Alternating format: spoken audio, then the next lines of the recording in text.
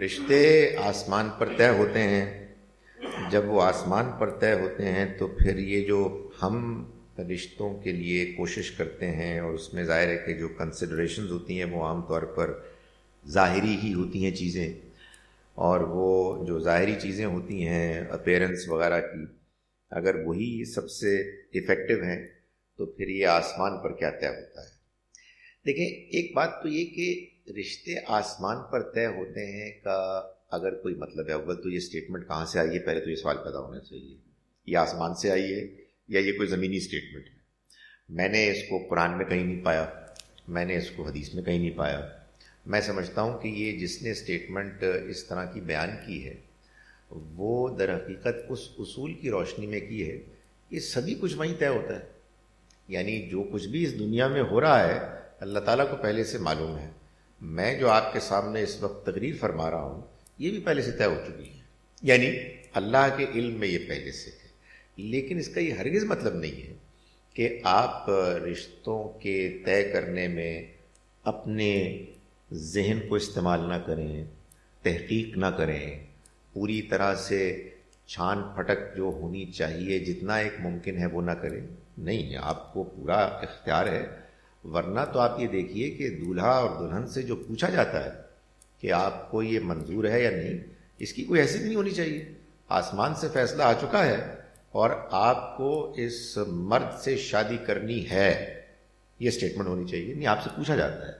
اس پوچھنے کا مطلب یہی ہے کہ آپ کو اختیار دیا گیا ہے، اور آپ کے اختیار کا مطلب یہی ہے کہ آپ ہاں بھی کر سکتے ہیں، آپ نہ بھی کر سکتے ہیں. دیکھیے، یہ جو ظاہری اپیرنس کی کنسیڈریشن ہے یہ ایک ہیومن لمیٹیشن ہے. آنیسٹلی اگر انفارمیشن پرفیکٹ ہو تو پھر ظاہری اپیرنس ایک سیکنڈری چیز ہو. عام طور پر جو انفارمیشن ہے وہ موجود ہی نہیں ہوتی، انکمپلیٹ ہوتی ہے. وہ تو بعد میں معلوم ہوتی ہے جب آپ کا تعلق ہو جاتا ہے اور 2-4 دن 2-4 مہینے 2-4 سال گزرتے ہیں، اس کے بعد معلوم ہوتا ہے کہ یہ کون ہے. اس سے پہلے تو اصل میں آپ ظاہر میں دیکھتے ہیں. قرآن مجید میں اللہ تعالیٰ نے یہ بات بیان فرمائی ہے کہ وہ لوگ کہ جو اپنے اسپاؤزز میں کوئی کمی، کمزوری، عیب جاننے دیکھنے کے باوجود اس پر اکتفا صبر کرتے ہیں، تو کیا خبر کہ تم نے جس چیز کو حاصل کیا اللہ نے اس میں تمہارے لیے اور کتنا خیر رکھا ہوا.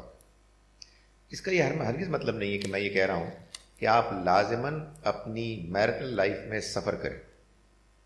آپ کا یہ رائٹ ہے کہ آپ کسی سے نکاح کرنے کا ارادہ کریں یا نہ کریں. اور اگر آپ نے کسی سے نکاح کرنے کے بعد زندگی کا سفر شروع کر دیا ہے اور وہ سفر انگریزی کا بھی سفر ہو گیا ہے، تو آپ طے کریں اپنے بارے میں کہ would you want to continue اور ناٹ. اور اس میں جو بھی فیصلہ ہے وہ سمجھ کے ساتھ دیانتداری سے کریں.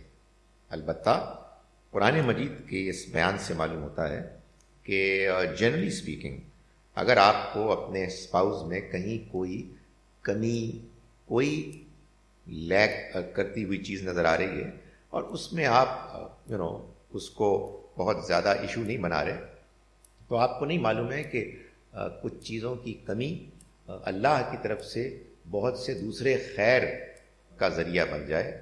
ورنہ آنیسٹلی جو بھی ہمارے پاس انفارمیشن ہے ہم اس کو استعمال کرتے ہیں، اور اس کو استعمال کرنے کی اجازت اللہ نے دی ہے، اور اس میں کوئی رکاوٹ نہیں.